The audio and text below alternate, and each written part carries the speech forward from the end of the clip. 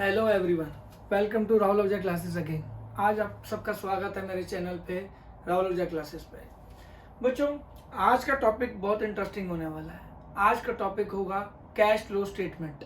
बच्चों, ये अकाउंट्स में भी काम आता है, ये फाइनेंशियल मैनेजमेंट में भी काम आता है और लोगों को, बच्चों को जनरली इसमें दिक्कत आती है कि एनालिसिस ऑफ फाइनेंशियल स्टेटमेंट का पार्ट क्यों है, किस लिए है। कैश फ्लो स्टेटमेंट बच्चों एक ऐसा टॉपिक है, जनरली हमारे यहाँ पे accounting standard 3 ICAI institute of chartered accountant of India basically हमारे यहाँ पे अकाउंटिंग स्टैंडर्ड बनाती है, जिनका बेसिक मकसद होता है कि हमारे फाइनेंशियल स्टेटमेंट, चाहे वो सोल प्रोप्राइटर के हों, फाइनल अकाउंट्स के हों या फिर किसी भी लेवल के अकाउंटेंसी से रिलेटेड मैटर हो, तो वो ICAI हैंडल करता है। उन्होंने बहुत सारे स्टैंडर्ड बना रखे हैं, टोटल 32 स्टैंडर्ड्स बना रखे हैं, जिसमें से एक अकाउंटिंग स्टैंडर्ड 3 जो है वो इसलिए बनाया गया है कि कैश फ्लो को कैसे बनाना है और ये हमें क्या इंटरप्रेट करता है। बच्चों, जैसे एक इंसान की तबीयत उसके ब्लड टेस्ट रिपोर्ट से पता लगती है, वैसे ही बिजनेस की तबीयत सिर्फ उसके फाइनल अकाउंट से देख के नहीं पता लग सकती। उसके लिए उसका proper analysis of financial statement, यानी उस फाइनेंशियल स्टेटमेंट की चीट फाड़, उसके ब्लड की रिपोर्ट्स, उसके साथ में क्या क्या उसके ब्लड में प्लस है माइनस है, वो चेक करना बहुत ज़रूरी है। सिमिलरली अकाउंटेंसी के अंदर भी ये चीज़ बहुत ज़रूरी है, और ये चीज़ किसके थ्रू होती है? अकाउंटिंग स्टैंडर्ड 3, जिसको रिवाइज किया गया था। रिवाइज बोले तो चेंज, मतलब अमेंडमेंट्स लाई गई थी, क्योंकि देखो लगातार ज़रूरतें बदलती हैं तो अकाउंटेंसी भी बदलती है। इसलिए 1997 के अंदर इस पर्टिकुलर अकाउंटिंग स्टैंडर्ड को, जो कि कैश फ्लो स्टेटमेंट के लिए दिया गया है, उसको बदला गया और इसका आज नाम जो है वो है रिवाइज्ड अकाउंटिंग स्टैंडर्ड 3। ठीक है जी। आज हम सबसे पहले पढ़ेंगे कैश फ्लो स्टेटमेंट। बच्चों, इसको बनाना क्यों है, इसके मेथड्स कितने हैं, मेथड डराइव कैसे होते हैं, कौन सा मेथड का नाम, ये वाला जैसे पर्टिकुलर एक मेथड, दो मेथड है इसमें, एक डायरेक्ट मेथड, एक इनडायरेक्ट मेथड। तो डायरेक्ट मेथड को डायरेक्ट मेथड क्यों बोलते हैं, इनडायरेक्ट मेथड को इनडायरेक्ट मेथड क्यों बोलते हैं। मैंने हमेशा बोला, पहले सेशन से बोलता आ रहा हूँ, क्या नहीं क्यों। अगर आप क्यों पे फोकस करोगे, ऑटोमेटिकली आपको चीजें समझ आएंगी। तो आपको हमेशा याद रखना है कि आपको क्या से ज्यादा क्यों पे फोकस रखना है। ठीक है। तो और फिर इसका डेली लाइफ पे यूजेज क्या है। खाली इसको हम बना के रख दें और इसका प्रॉपर यूजेज ना करें तो बेकार है। जैसे एक एग्जांपल है, ठीक है, आपका एक बिजनेस चल रहा है, आपने अपने बिजनेस में अलग अलग सोर्सेज से आपको कैश आता है और कैश जाता है। अब आपको देखना पड़ेगा कि आपको किस सोर्स से कैश आ रहा है और किस सोर्स से जा रहा है। बहुत सिग्निफिकेंट रोल प्ले करता है ये। तभी आप, अगर एक बैलेंस शीट है, trading account, PNL account, balance sheet, या कंपनी के शेड्यूल के अकॉर्डिंगली, जो भी कंपनी एक्ट के अकॉर्डिंगली बैलेंस शीट बनती है या इनकम स्टेटमेंट बनती है, उसमें आपके पास नीचे बैलेंस शीट में आपका कैश इन हैंड है या कैश एट बैंक है, वो बहुत बड़ा अमाउंट है। तो सिर्फ अमाउंट होना अच्छी बात नहीं है, अमाउंट किस सोर्स की वजह से, उसकी प्रॉपर जस्टिफिकेशन क्या, उसकी रीजनिंग क्या, ये जानना बहुत जरूरी है। तभी पता लगेगा कि वो चीज सही है या गलत है बिजनेस के लिए। ठीक है। खैर, अभी हम आसान भाषा में सीखते हैं। पहले इसकी एक डेफिनेशन सीखेंगे, फिर एक बिल्कुल प्रैक्टिकल जनरल एग्जांपल, अपनी डे टू डे लाइफ से एक एग्जांपल लेके इसको समझने की कोशिश करेंगे। फिर इसको और डेप्थ में जाके डिटेल बाय डिटेल चलते जाएंगे।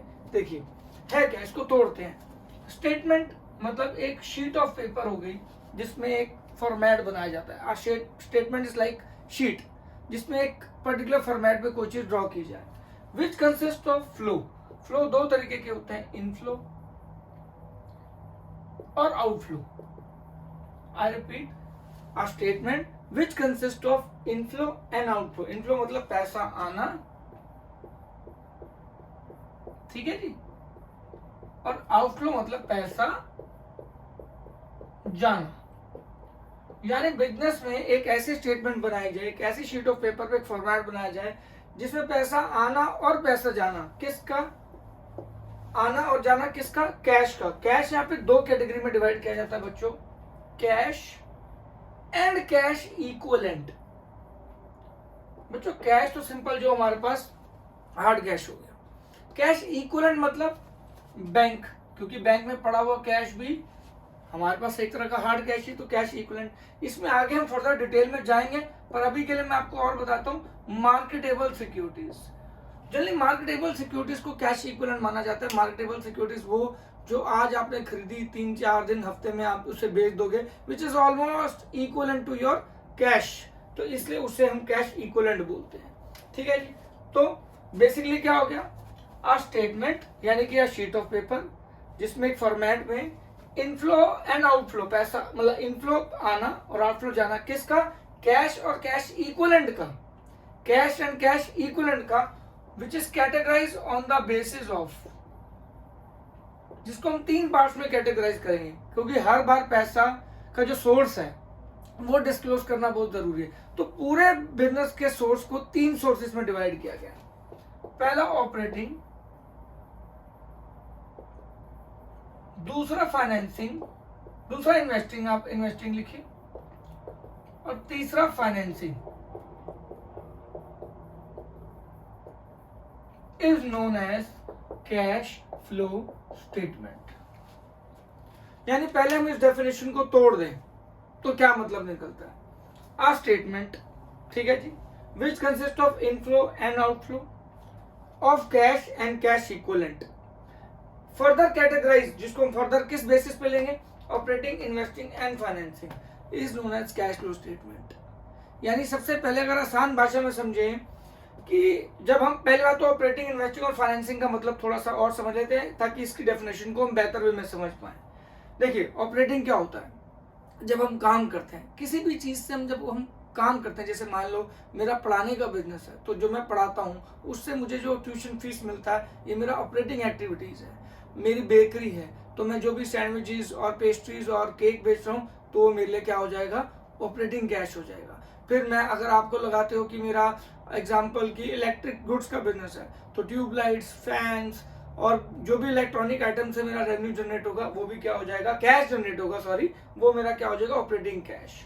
इन्वेस्टिंग मतलब आपका असेट और liability, basically fix assets, long term assets की बात करूं, अगर आपने बिल्डिंग खरीदी, अगर आपने बिल्डिंग बेची, आपने मशीनरी खरीदी, मशीनरी बेची, यानी जहां आपने पैसा इन्वेस्ट कर रखा है। ऑपरेटिंग मतलब काम से रिलेटेड, अगर आप इसको लिखना चाहो तो लिख सकते हो, काम से रिलेटेड जिस चीज का हम बिजनेस करते हैं, यानी बिजनेस आइटम से कैश का इनफ्लो और आउटफ्लो ऑपरेटिंग माना जाता है। जिस भी चीज का हम बिजनेस करते हैं बच्चों वो ऑपरेटिंग कैटेगरी में आता है। इन्वेस्टिंग बोले तो इन्वेस्टिंग आपका हो गया लॉन्ग टर्म असेट, जैसे कि आपका एग्जांपल क्या हो गया, बिल्डिंग, मशीनरी, ठीक है जी, या कोई और इन्वेस्टमेंट कर रखी है हमने, तो वो सारा किस में आ जाएगा, इन्वेस्टिंग एक्टिविटी में।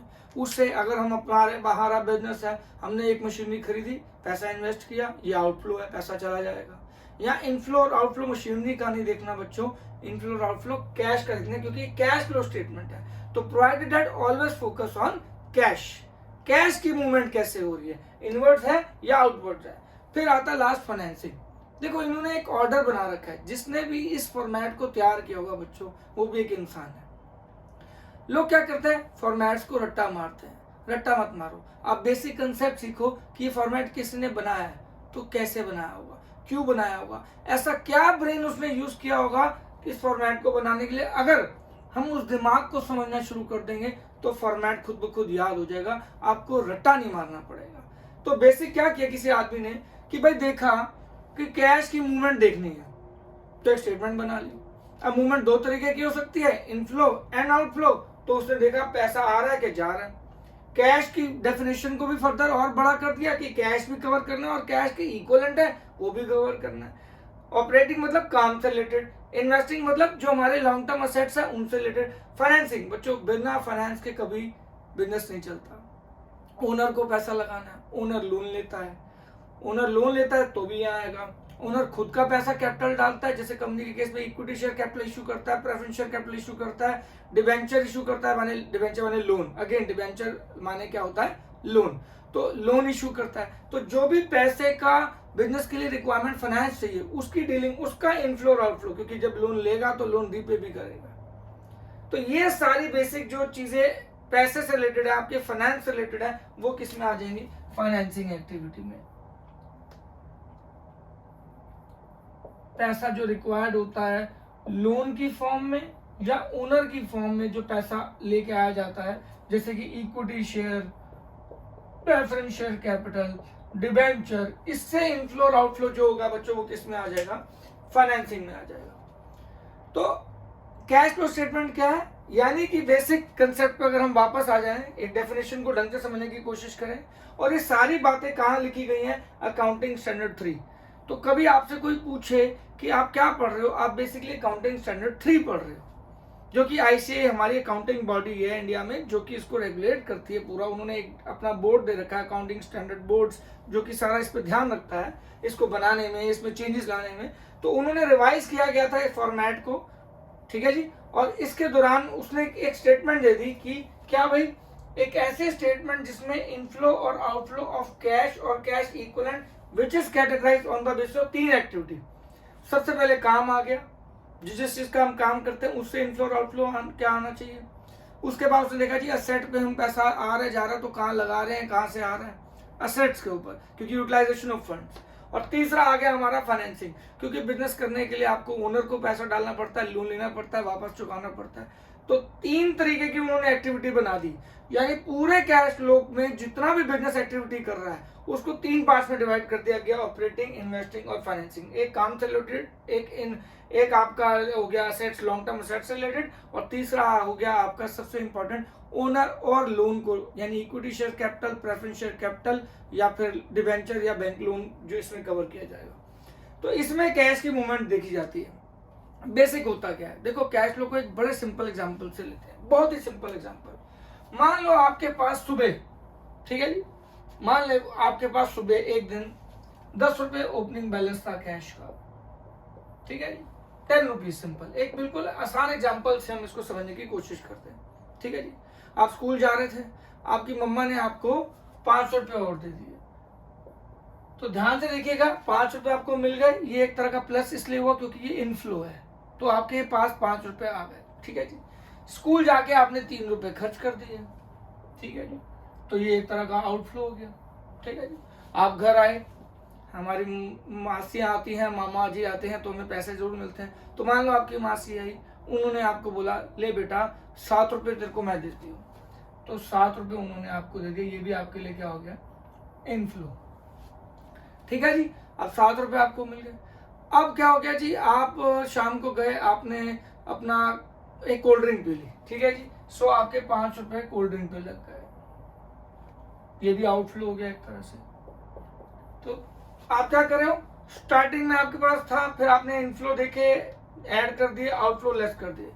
अब रात को आपकी मम्मी ने पूछा आपके पास कितने रुपए हैं, मुझे हिसाब चाहिए, तूने दिन में क्या किया पूरे तेरे पास, ताकि मुझे पता रहे कि तू किसी गलत जगह में नहीं पड़ रहा, तू अपने पैसे सही तरीके से यूटिलाइज कर रहा है। तो आप क्या करोगे, उनको क्या बताओगे, 10 + 5 15, 15 में से 3 गए 12, 12 में 7 ऐड किए 19, 19 में 5 लेस किए 14, ये आपका क्लोजिंग बैलेंस है। तो बच्चों इसी फॉर्मेट पे ये एक बेसिक कंसेप्ट है कि ओपनिंग बैलेंस था, ड्यूरिंग द डे आपके साथ क्या क्या हुआ, पैसा आया गया, और उसके बाद आपके पास क्लोजिंग बैलेंस क्या होना चाहिए, वही हो गया। तो 10 + 5 15, 15 में से 3 गए 12, 12 में 7 ऐड किया आपने 19, और 19 में 5 चले गए तो 14। तो बच्चों यही आपका कंसेप्ट है, इसी पे आपका कैश फ्लो स्टेटमेंट बना है।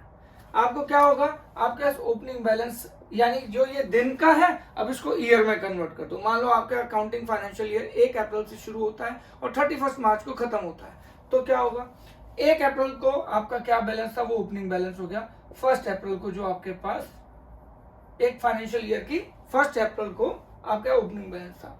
तो ड्यूरिंग द ईयर आपने 3 एक्टिविटीज, अब यहाँ पे इनफ्लो आउटफ्लो का कोई पर्टिकुलर सोर्स नहीं है, पर अकाउंटिंग स्टैंडर्ड 3 ने बिजनेस के लिए 3 तरीके के सोर्स निकाल दिए, ऑपरेटिंग या तो काम से रिलेटेड, इन्वेस्टिंग या तो लॉन्ग टर्म से related, equity share capital, financial preference share capital या डिबेंचर मतलब फाइनेंसिंग से रिलेटेड। और इन तीनों सोर्स को हमने डिवाइड कर दिया, यानी सारी बिजनेस एक्टिविटीज को 3 सोर्सेज में डिवाइड कर दिया। कैटेगरी हमको पता लगना चाहिए, मान लो हमारे बिजनेस के पास असेट बेच दिया, ठीक है जी, और हमारे पास कैश पड़ा है, हम बोले जी हमारा बिजनेस के पास बहुत कैश है। अरे भाई आपने प्रॉपर्टी बेच दी अपने बिजनेस की, उसकी वजह से कैश है। तो ये बड़ा जरूरी है कि किस सोर्स से पैसा आपके बिजनेस पे आता है, क्योंकि हर सोर्स का इम्पैक्ट अलग अलग है। ये बेसिकली क्या करता है कि आपके पूरे बिजनेस में जितने भी तरीके से कैश की मूवमेंट हुई है उसको कैटेगराइज कर देते हैं 3 में, ऑपरेटिंग, इन्वेस्टिंग और फाइनेंसिंग, काम, लॉन्ग टर्म एसेट और ओनर और लोन, ताकि आपको समझ आए कि भैया आपकी डिपेंडेंसी किस पे ज्यादा है। तो सिर्फ बैलेंस शीट के अंदर कैश का होना या बैंक का होना बहुत बड़ी बात नहीं है, वो किस सोर्स से है, कितना इनफ्लो आया, कितना आउटफ्लो आया। आइडियली आपका काम से कैश फ्लो ज्यादा होना चाहिए। कई बार फर्म्स में बहुत ज्यादा प्रॉफिट होता है पर कैश नहीं होता, यानी कि सारा का सारा क्रेडिट सेल है, फर्म के पास अपने खर्चे पैसे, प्रॉफिट तो दिख रहा है क्योंकि सेल ज्यादा है, बट प्रॉफिट भी है बट कैश में कुछ नहीं है।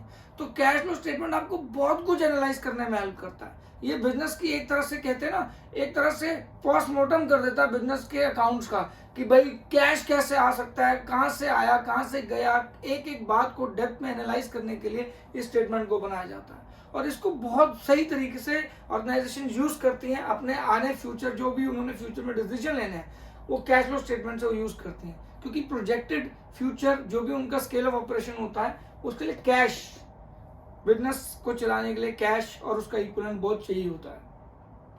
तो हर साल कंपनी इसको बनाती है, चेक करती है कि भाई हम अपने कैश की पोजीशन को ढंग से समझ सके। तो बेसिकली क्या है कि ओपनिंग बैलेंस मान लो हमारे पास था, ठीक है जी। अब सबसे पहले हम क्या करेंगे, ऑपरेटिंग एक्टिविटी से कैश का देख लेंगे कि इनफ्लो है या आउटफ्लो है, ये पहला हो गया, ठीक है जी। मैं इसको थोड़ा यहाँ से रब कर देता हूँ ताकि आपको आसान हो जाए समझना, ठीक है जी। इस एग्जाम्पल को समझने के लिए थोड़ा सा आप फोकस करें कि बेसिक इसी कंसेप्ट के ऊपर था कि एक डेली रूटीन के हिसाब से, बस ये एक बच्चे के हिसाब से बनाया गया, ये एक बिजनेस के हिसाब से हो गया, और वो एक दिन का था, ये एक ईयर का हो गया। तो एक साल में ऑपरेटिंग एक्टिविटी यानी काम की एक्टिविटी से कितना इनफ्लो और आउटफ्लो था, ओपनिंग बैलेंस मतलब जो हमारे पास था कैश इन हैंड पिछले साल के एंड में, पिछले साल का क्लोजिंग मतलब इस साल का ओपनिंग, ठीक है जी। सेकेंड हमारा क्या हो गया, इन्वेस्टिंग एक्टिविटी से हमारा इनफ्लो कितना था या आउटफ्लो कितना था, पैसा आया या गया, क्योंकि जरूरी नहीं है कि आपने एक सोर्स से इनफ्लो है तो दूसरे में भी इनफ्लो हो, एक में इनफ्लो हो सकता है, एक में आउटफ्लो हो सकता है, और एक सोर्स के अंदर ही बड़े सारे इनफ्लो और बड़े सारे आउटफ्लो हो सकते हैं। तो आपको सारा डिटेल डिस्क्रिप्शन देनी है कैश फ्लो स्टेटमेंट में। थर्ड में आप क्या देखेंगे बच्चों, फाइनेंसिंग एक्टिविटी। फिर इसमें आप देखोगे कि इनफ्लो या आउटफ्लो है, ओनर ने पैसा और लगाया कि नहीं लगाया, लोन लिया कि रीपे किया, ये सारी ओनर से रिलेटेड, फाइनेंस से रिलेटेड, लोन से रिलेटेड जो भी होगा फाइनेंसिंग एक्टिविटी में आ जाएगा। अब ये हो गया during the year. During the year आपके साथ बेसिकली कितना कैश की मूवमेंट है, और सबसे बड़ी बात इन्होंने कैश की मूवमेंट पे नहीं, सिर्फ कैश फ्लो स्टेटमेंट में सिर्फ कैश की मूवमेंट पे ध्यान नहीं दिया कि इनफ्लो हो रहा है या आउटफ्लो हो रहा है, उन्होंने उसके सोर्स पे भी ध्यान दिया है, जो कि ऑपरेटिंग, इन्वेस्टिंग और फाइनेंसिंग के थ्रू, ताकि डिटेल्ड कैश की एनालाइज हो सके कि इनफ्लो कहाँ का हुआ, आउटफ्लो कहाँ का हुआ, किस वजह से इनफ्लो हुआ, किस वजह से आउटफ्लो हुआ। और फिर इस बैलेंस में इन तीनों का नेट यानी ओपनिंग बैलेंस में अगर हम आपका ऑपरेटिंग एक्टिविटी का, फाइनेंसिंग एक्टिविटी का, इन्वेस्टिंग एक्टिविटी का और फाइनेंसिंग एक्टिविटी का नेट बैलेंस, चाहे वो प्लस में हो चाहे माइनस में हो, ऐड कर दे तो वो किसके इक्वल आना चाहिए, क्लोजिंग बैलेंस के इक्वल आना चाहिए। यानी आपके पास कितना लास्ट में कैश इन हैंड है। अगर आपके पास लॉजिकली पिछले साल का बैलेंस शीट भी गिवन है, इस साल का बैलेंस शीट भी गिवन है, तो पिछले साल का जो क्लोजिंग बैलेंस शीट होगा वो इस साल का ओपनिंग बैलेंस शीट की तरह काम करेगा, तो वो जो उसमें कैश का बैलेंस होगा वो आपका ओपनिंग बैलेंस हो गया। जो इस साल के एंड में आपके पास बैलेंस शीट होगी उसमें जो कैश होगा वो आपका क्लोजिंग बैलेंस होगा। और ड्यूरिंग द ईयर आपने 3 एक्टिविटी से कितना पैसा, कितना इनफ्लो और आउटफ्लो किया अपने बिजनेस के अंदर, कैश का और कैश इक्विवेलेंट का, वो ऑपरेटिंग, इन्वेस्टिंग और फाइनेंसिंग के थ्रू आपके बिजनेस में आ जाएगा। ऑपरेटिंग एक्टिविटी, इन्वेस्टिंग एक्टिविटी और फाइनेंसिंग एक्टिविटी के थ्रू आपके बिजनेस में आ जाएगा। तो बेसिकली कुछ नहीं है कैश फ्लो स्टेटमेंट, एक ऐसी स्टेटमेंट जिसमें इनफ्लो और आउटफ्लो ऑफ कैश और कैश इक्विवेलेंट किया जाता है विद देयर रिस्पेक्टिव सोर्सेस, काम से, लॉन्ग टर्म एसेट से और आपकी ओनर और लोन की वजह से। इसके बाद आपका क्लोजिंग बैलेंस होना चाहिए, यानी एक तरह की रिकंसिलेशन स्टेटमेंट है। देखा जाए तो आप रिकंसाइल कर रहे हो ओपनिंग कैश और क्लोजिंग कैश को, कि भाई ये मेरा ओपनिंग था, ये मेरा क्लोजिंग था, तो ड्यूरिंग द ईयर हमारे साथ क्या क्या हुआ, कितना कैश का इनफ्लो हुआ, किस किस सोर्स से हुआ और कितना कैश का आउटफ्लो हुआ, किस सोर्स से हुआ, कि हमारा ओपनिंग बैलेंस अगर ये हो तो क्लोजिंग ये आना चाहिए। तो आप एक तरह से रिकंसाइल करो कि भैया आपका ओपनिंग और क्लोजिंग में जो डिफरेंसेस हैं वो क्यों है। तो एक तरह की रिकंसिलेशन स्टेटमेंट ही हो गई। This is called cash flow statement. सबसे पहले बच्चों जरूरी है इसका मतलब समझो, क्योंकि इसके अंदर बहुत सारे तरीके हैं, बहुत सारी आगे आपकी एडजस्टमेंट्स आती हैं, सबके ट्रीटमेंट्स आते हैं, बहुत टेक्निकल टर्मिनोलॉजी यूज होती है जिसको आपको फर्दर डिटेल में समझना पड़ेगा, जो मैं अपने पार्ट 2 में आपको एक्सप्लेन करने की पूरी कोशिश करूंगा। और मैं एक कोशिश आपकी ये जरूर करूंगा कि मैं इसमें एक क्वेश्चन आपको पूरा करके दिखाऊं विद एडजस्टमेंट और एक विदाउट एडजस्टमेंट। अगर ये दोनों चीजें मैंने आपको करके दिखाई, क्योंकि फॉर्मेट समझना एक चीज है, फॉर्मेट को एग्जीक्यूट करना दूसरी चीज है, और फॉर्मेट को प्रॉपर टेक्निकल विद एडजस्टमेंट पूरा एग्जीक्यूट करना ये तीसरी चीज है। How to start a particular question, how to end a particular question, ये एक बहुत बड़ा कहते हैं ना एक हुनर होता है बच्चों। नहीं तो कैश फ्लो को लोगों को सिर्फ क्या होता है कि जनरली सिर्फ एक फॉर्मेट समझ के याद कर लेते हैं। ये याद करने की चीज नहीं है, आपको इस बात पर फोकस करना पड़ेगा ये बना है तो ऐसा क्यों बना है। ठीक है, अभी इसके जनरली 2 मेथड होते हैं। अगर मैं कैश फ्लो के मेथड की बात करूं तो यहाँ पे कैश फ्लो के जो मेथड होते हैं बच्चों वो 2 तरीके के होते हैं। ठीक है जी, एक होता है डायरेक्ट मेथड और एक होता है इनडायरेक्ट मेथड। अब डायरेक्ट मेथड को डायरेक्ट क्यों बोलते हैं और इनडायरेक्ट मेथड को इनडायरेक्ट मेथड क्यों बोलते हैं? जनरली जितनी भी लिस्टेड कंपनी है स्टॉक एक्सचेंज में, जितनी भी हमारी सेबी गाइडलाइंस के हिसाब से जो कंपनी चलती हैं बच्चों, वो तो इसको इनडायरेक्ट मेथड ही फॉलो करते हैं, क्योंकि इनडायरेक्ट मेथड में आपकी ज्यादा इंफॉर्मेशन गिवन होती है, कंपनी के लिए ज्यादा फ्रूटफुल होता है, लोगों के लिए, इन्वेस्टर के लिए कि भाई डिटेल्ड इंफॉर्मेशन मिल जाती है। और इंश्योरेंस कंपनीज जनरली होती हैं वो आपकी डायरेक्ट मेथड फॉलो करती हैं। तो कैश फ्लो बनाने के जनरली 2 मेथड होते हैं, एक डायरेक्ट मेथड और एक इनडायरेक्ट मेथड। इनडायरेक्ट मेथड ज्यादा प्रेफरेबल मेथड है बच्चों। कई लोगों को तो पता भी नहीं होता 12th के अंदर कि भाई 12th पास आउट हो जाते हैं, 2 मेथड है उनके दिमाग में इनडायरेक्ट मेथड, क्योंकि कोर्स में इनडायरेक्ट मेथड ही होता है तो ये बोला जाता है ये फॉर्मेट है, इसको याद कर लो, इसी पे आपको 4-5 क्वेश्चन प्रैक्टिस कराएंगे और फिर आपको आदत डल जाती है ये फॉर्मेट ऐसे है। बट हम फॉर्मेट्स को प्रॉपरली ड्राइव करेंगे। पहले हम इस बात को बात कर लेते हैं। देखो, डायरेक्ट मेथड को डायरेक्ट क्यों कहते हैं और इनडायरेक्ट मेथड को इनडायरेक्ट मेथड क्यों करते हैं, अगले सेशन में मैं आपको जरूर समझाऊंगा विद डेरिवेशन पूरा फॉर्मेट। एक पूरा सेशन मेरा सिर्फ इस बात पे होगा कि इनके फॉर्मेट्स कैसे बने हैं, और फिर मैं उस पर practical questions along with adjustments पे आऊंगा। बट आज की क्लास में मेरा बेसिक मकसद था कि कैश फ्लो की हिस्ट्री बताई जाए कि एक अकाउंटिंग स्टैंडर्ड था 3, जिसे नाम अकाउंटिंग स्टैंडर्ड 3, जो कि हमारी ICAI ने बना रखा है, institute of chartered accountancy of India ने बना रखा है, जिनका बेसिक मकसद ये है कि हमारी बिजनेस की को एनालाइज करने के लिए कि उसके पास कैश की मूवमेंट कैसे आई और किस सोर्स से आई, उस स्टेटमेंट को हम क्या बोलते हैं, कैश फ्लो स्टेटमेंट। अब आ जाते हैं बच्चों डायरेक्ट मेथड को डायरेक्ट मेथड क्यों बोलते हैं और इनडायरेक्ट मेथड को इनडायरेक्ट मेथड क्यों बोलते हैं। बच्चों देखो, हमारी 3 एक्टिविटीज होती हैं, ऑपरेटिंग एक्टिविटी, इन्वेस्टिंग एक्टिविटी और फाइनेंसिंग एक्टिविटी। ठीक है जी, इसमें भी ऑपरेटिंग एक्टिविटी, इन्वेस्टिंग एक्टिविटी और फाइनेंसिंग एक्टिविटी। ठीक है जी, कैश की फ्लो की मूवमेंट देख रहे हो तो इन्हीं 3 एक्टिविटी, इन्हीं 3 सोर्सेज से आप देखते हो। इन्वेस्टिंग एक्टिविटी दोनों में सेम है, फाइनेंसिंग एक्टिविटी दोनों में सेम है, बट ऑपरेटिंग एक्टिविटीज जो कैश निकालने का तरीका है, जब हम डायरेक्टली सिर्फ हमारा काम की ही एक्टिविटीज लेंगे, जिस चीज का हम काम करते हैं, जो चीज हम बेचते हैं, जिसे हम गुड्स बोलते हैं, जिसमें हम डील करते हैं, अगर हम डायरेक्टली जिस चीज का हम काम करते हैं अगर उसी चीज से कैश उठाएं डायरेक्टली, जैसे मान लो मैं एक बेकरी चला रहा हूं, तो बेकरी आइटम बेचने से जो भी मुझे इनफ्लो हो रहा है और बेकरी आइटम प्रोड्यूस करने के लिए जो भी मैं रॉ मटेरियल ले रहा हूं उसके लिए मुझे जो आउटफ्लो देना है, इन दोनों का डिफरेंस अगर डायरेक्टली ले लूं कि इनफ्लो जो मैंने सामान अपनी सेल ऑफ बेकरी प्रोडक्ट से किया, आउटफ्लो मतलब जो मुझे रॉ मटेरियल रिक्वायर्ड था, इन दोनों की पेमेंट अगर मैं नेट डिफरेंस ले लूं तो मेरा क्या हो जाएगा, cash flow from operating activity. तो वो डायरेक्ट मेथड क्यों हुआ, डायरेक्ट मेथड इसलिए हुआ क्योंकि जिस चीज का मैं काम करता हूं मैंने डायरेक्टली उसी एक्टिविटीज को उठा के ऑपरेटिंग एक्टिविटी से मैंने कैश निकाल लिया। अब इनडायरेक्ट मेथड क्या होता है बच्चों, बिजनेस में मैं एक बेकरी चला रहा हूँ, बेकरी चलाने के अलावा मैंने कंपनी के शेयर्स खरीद रखे हैं, वहां से मुझे इनकम आ रही है, एक प्रॉपर्टी ले रखी है, मुझे एक रेंट से इनकम आ रही है, तो मेरा जो P&L अकाउंट बनेगा उसमें बहुत सारी इनकम आ गई। ठीक है जी, अब मैं क्या करूं, मेरा नेट प्रॉफिट में वो सारी इनकम एडेड है जो मेरे काम के अलावा भी है।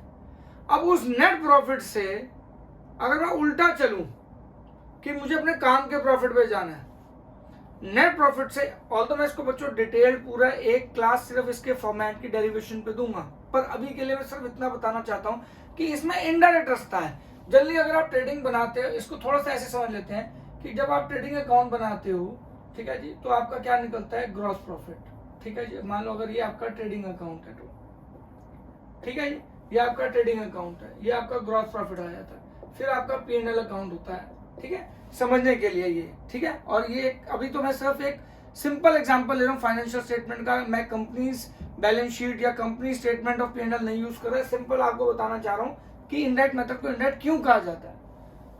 ट्रेडिंग अकाउंट से ग्रॉस प्रॉफिट आ गया, ठीक है जी, यहाँ पे आपका ग्रॉस प्रॉफिट ट्रांसफर हुआ और यहाँ आपका नेट प्रॉफिट आता है। बच्चों ग्रॉस प्रॉफिट और नेट प्रॉफिट के बीच में ही कहीं लाया करता है ऑपरेटिंग प्रॉफिट। नेट प्रॉफिट में वो सारी इनकम्स इंक्लूड होती हैं जो हमारी बिजनेस के अलावा किसी और चीज से भी कमाया गया हो, वो भी इसमें इनफ्लो इंक्लूड हो जाएगा। तो मुझे क्या करना है, नेट प्रॉफिट से उल्टा चलना है, ठीक है जी। ग्रॉस प्रॉफिट तक पहुंचने से पहले बीच में एक प्रॉफिट मुझे मिल जाएगा, ऑपरेटिंग प्रॉफिट, क्योंकि मुझे ऑपरेटिंग एक्टिविटी चाहिए तो ऑपरेटिंग प्रॉफिट चाहिए, वो भी कैश वाला। अब डायरेक्टली ऑपरेटिंग में एक्टिविटी नहीं उठा रहा, मैं तो टोटल नेट प्रॉफिट से जा रहा हूं, उल्टा जा रहा हूं, ठीक है जी। इसलिए ये मेथड कौन सा हो गया, इनडायरेक्ट मेथड, क्योंकि यहाँ पे इनडायरेक्ट वे जो है वो चूज किया जाता है ऑपरेटिंग एक्टिविटी तक पहुंचने के लिए। तो जब हम डायरेक्टली ऑपरेटिंग एक्टिविटीज को ही उठाएं, जो हमारे डे टू डे की काम करने की एक्टिविटी, उसी से ही कैश इनफ्लो आउटफ्लो निकालें, तो डायरेक्ट मेथड हो गया। और जब हम टोटल प्रॉफिट से अपने काम के प्रॉफिट पे जाएं, वो भी कैश वाला, क्योंकि कैश फ्लो स्टेटमेंट है, हमें एंड में तो कैश वाला प्रॉफिट चाहिए, तो इसलिए उसको हम क्या बोलेंगे, इनडायरेक्ट मेथड। तो बच्चों ये बहुत इंपॉर्टेंट था कि कितने तरीके के मेथड हैं, कैश फ्लो स्टेटमेंट्स क्या है, इसमें अकाउंटिंग स्टैंडर्ड कौन सा दिया गया है, और इसकी प्रॉपर डेफिनेशन क्या है, इन्वेस्टिंग, ऑपरेटिंग और इसके बारे में, कैश इक्विवेलेंट क्या होता है। हाँ, इस पे बहुत जोर दूंगा एक क्लास में, मेरा पर्टिकुलरली बहुत दिल है पर्सनली कि आप कमेंट सेक्शन में बताइएगा कि प्रॉपरली एनालिसिस, मतलब इसको एनालाइज के लिए कैसे यूज किया जा सकता है, क्योंकि बन गया ठीक है, पर बन के इसकी यूजेज कैसे की जाए, इस पे एक क्लास मेरा पर्सनली देने का बहुत दिल है। आप मुझे कमेंट सेक्शन में जरूर बताइएगा अगर आपको कुछ उस पे पर्टिकुलर पूछना हो। मीनवाइल नेक्स्ट सेशन में मैं आपको क्या पढ़ाऊंगा, मैं इसकी डेरिवेशन बताऊंगा इनडायरेक्ट मेथड की, क्योंकि अभी बोर्ड्स का एग्जाम भी नियर बाय है, तो आपको इनडायरेक्ट मेथड आपके कोर्स में भी आएगा। मैं प्रॉपर उसका फॉर्मेट आपको डराइव करके बताऊंगा, लिख के तो नहीं कि बुक में लिखा हुआ वो तो कोई भी बता देगा, मैं उसको डराइव करके बताऊंगा ताकि आपको याद ही ना करना पड़े, आपको समझ आ जाए। मीनवाइल आप इतना रिवाइज करके रखिएगा कि डायरेक्ट मेथड और इनडायरेक्ट मेथड होता है। और प्लीज, हम कैश फ्लो स्टेटमेंट क्यों बनाते हैं, क्योंकि बिजनेस की प्रॉपर चीड़ फाड़ करना, बिजनेस के जब तक आप ट्रेडिंग अकाउंट, P&L अकाउंट और बैलेंस शीट यानी इनकम स्टेटमेंट और balance sheet for a company, आप उसको प्रॉपर एनालाइज नहीं करोगे तो बिजनेस के डिसीजन नहीं ले पाओगे। इसलिए मेयर, जैसे बोलते हैं, mere cash in your financial statement does not reveal the true liquid position of a business. One need to analyse कि वो सोर्स क्या है और कितना इनफ्लो है और कितना आउटफ्लो है, and that's why it is a part of analysis of financial statement. तो ये इस बुक का पार्ट क्यों है, जिसे हम थर्ड बुक बोलते हैं, तो इसका पार्ट क्यों है, ये भी हमें बहुत जानना जरूरी है। हम सिर्फ कैश फ्लो स्टेटमेंट नहीं पढ़ रहे, हम एनालिसिस ऑफ फाइनेंशियल स्टेटमेंट यानी फाइनल अकाउंट्स की चीट फाड़ करने के लिए, उसमें कैश की मूवमेंट देखने के लिए कैश फ्लो स्टेटमेंट को बनाते हैं। आई होप आज की क्लास आपको पसंद आई होगी।